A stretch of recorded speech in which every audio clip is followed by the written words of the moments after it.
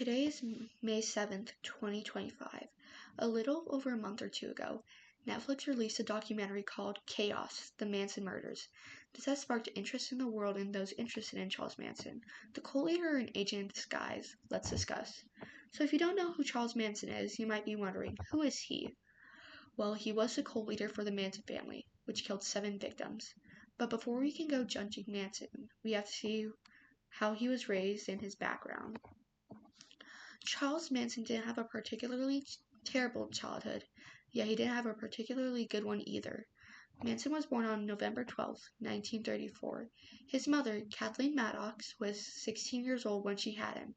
He spent his early years neglected since his mother got arrested multiple times, so his relatives got custody of him. SmithsonianMag.com states, born in 1934 to a teenage mother, Charles Manson's early childhood and young life was spent bouncing between relatives and later in and out of institutions in the Midwest. Kathleen Maddox got arrested for an attempted burglary and grand larceny.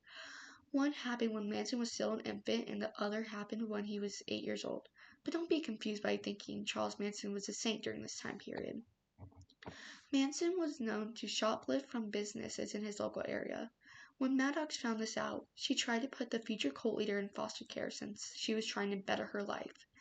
This did not work, so he became a ward of the state in his failed mother's attempt. The state sent him to a Christian boys' school called Gibault School for Boys, located in Terre Haute, Indiana. He ran away from the school when he was 10 months in. After he ran away, he turned to burglary to stay alive. This soon landed him in a correctional facility in Omaha, Nebraska. He also ran away from the correctional facility. When he turned 13, he was sent to a tougher institution called Indiana's Boys' School. The pattern of running away didn't stop for Manson, since he ran away 18 times over the course of 3 years. Manson broke out with a few of his peers when he was 16. AETV states, in February 1951, when he was 16, Manson broke out again, this time with a pair of other boys. They drove a stolen car across the state lines, a federal offense. When a roadblock in Utah brought their escape to an end, Manson was sent to the National Training School for Boys in Washington, D.C. Thus began a long stint in the federal reformatory system. After that, Manson went to the Natural Bridge Honor Camp, where he was caught doing something inappropriate to another boy, then to a federal reformatory in Virginia, where he was accused of similar crimes, then to a reformatory in Ohio, where he finally got released on the front of good behavior in 1954, and at 20 years old. Later, less than a year later, he got married, and a child was on the way, so he got multiple jobs to support his family. So logically, you would assume he stopped his crime, right? Unfortunately, that would be incorrect. He couldn't give up stealing cars, so Manson got a 3-year sentence to Terminal Island, a federal prison in San Pedro, California, for those crimes in addition to a court hearing regarding one of them that he failed to attend. And in 1958, after he was released, his wife filed for divorce and he had turned to pimping for survival. He was then arrested again, this time for forging a government check. He was supposed to get 10 years behind bars, but a judge suspended it when a lady told the court that she loved Manson and wanted to marry him. He didn't stop with the illegal deeds he committed so far, but he got arrested, this time for violating his probation. So now we're going to be moving on to the Tate murders segment. One of the 7 victims of the Manson family was actress Shannon Tate.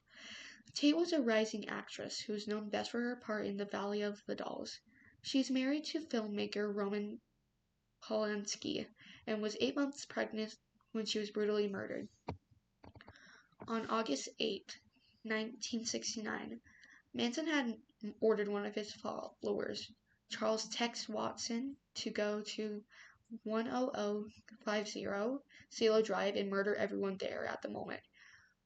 Watson drove there with Linda Kazabian, Patricia Krenwinkel, and Susan Atkins. When the 4 of them arrived to the house, they saw an 18-year-old Stephen Parrott pull up since he was visiting the estate's caretaker. Watson shot the young adult, which unfortunately killed him. Watson, Atkins, and Krenwinkel broke in, which made Kasabian stay at the gate to be the lookout. After they gathered the four in the living room, the four people staying there at the moment, by the way, the late actress and Sibring, one of her friends, were tied together by ropes around their necks. The latter was shot and stabbed to death. Folger and Frywolski, there were two of her friends, managed to flee, yet they didn't manage to get far. Krenwinkel and Watson chased the two down and unfortunately ended them.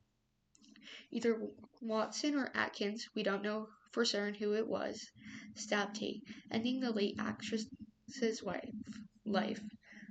Atkins used the poor actress's blood to write "pig" on the door. The following night, Manson took the four from before, along with two others, Leslie V. Houdin and Stephen Clam Gordon. The unfortunate victims this time were Lino and Rosemary LaBianca, a married couple. Britannica.com states, the following night, Manson took Watson, Atkins, Krenwinkel, and Kasabian, as well as Leslie Van Houten and Stephen Clam Gordon, in search of more people to murder. Manson selected the Los Angeles home of grocery store executive Lino LaBianca and his wife Rosemary.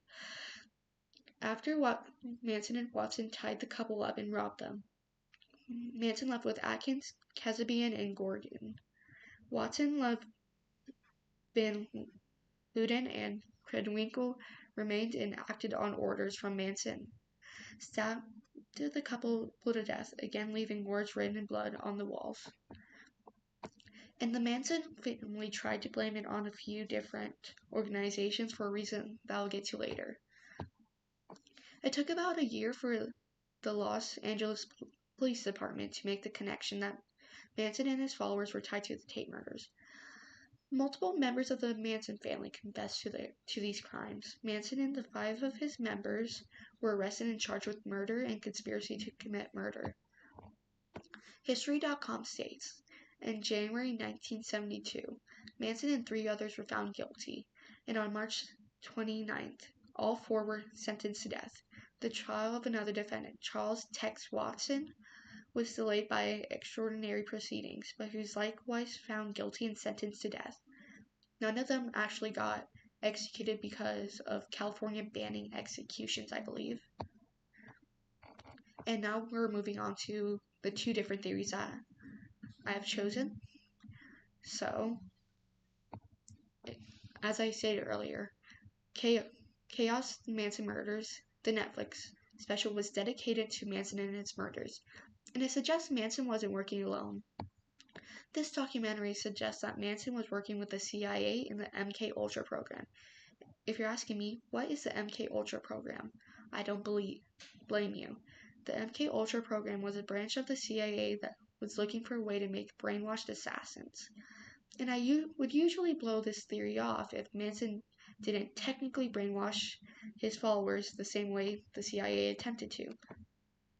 Newsweek.com states, one method to manipulate subjects was administering high doses of psychoactive drugs, including LSD, without consent. Coincidentally, Manson gave the same substance to his cult members. If this wasn't true, how would Manson already know to use LSD's first try? Because I find it hard to believe that was coincidental. Another piece of evidence is that a brainwashing and LSD researcher recruited those in the Manson family to be studied due to the use of LSD in their cult.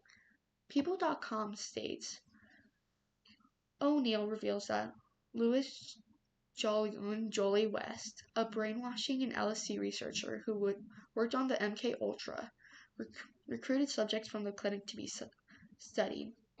West most likely wanted to study them to see how Manson actually succeeded in brainwashing his followers with this substance, and how it chemically altered how they think.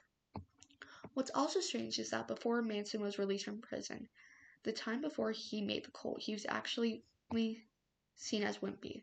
Oxygen.com states, those who knew the younger criminal described the younger criminal as unusually meek, a kind of pest, and a terrible criminal. How would someone seemingly weak and pathetic become a cold-blooded murderer overnight if he wasn't working for somebody else? So basically, the evidence for the series is the Manson made his followers kill by the same substance that the CIA MK Ultra program has experience with. An LSD and brainwashing researcher wanted to study the members of the Manson family, and it doesn't make sense that he was seen as wimpy before he got released. And for my second theory is the race war, and the more believed of the two. If you look at the timelines, this will most likely make sense. Segregation ended in 1964, 3 years before the Manson family was created. So Manson was most likely racist, and he was angry about segregation ending, making some of his motives for the Manson family racist. And Manson believed one of the songs from the Beatles foretold of a race war. History.com states, but Wilk adds, as his musical aspirations continue to be dashed in Hollywood, Manson's anger grew and he turned to lyrics in the White Album to bolster the scheme that was forming inside his warped mind. A scheme that would involve the entire LA area and involved in a race war. You know what I brought up about earlier about Manson trying to frame a few organizations for the murders this cult committed? I'm going to be talking about why now. Manson framed them because they supported the people of color. He thought that would start the race war, which he was yearning for. eBony.com states, Manson wanted to manipulate people and subsequently the media into believing black organizations such as the Black Panthers, who were against police brutality, were responsible for the murders. If he wanted this so the end quote.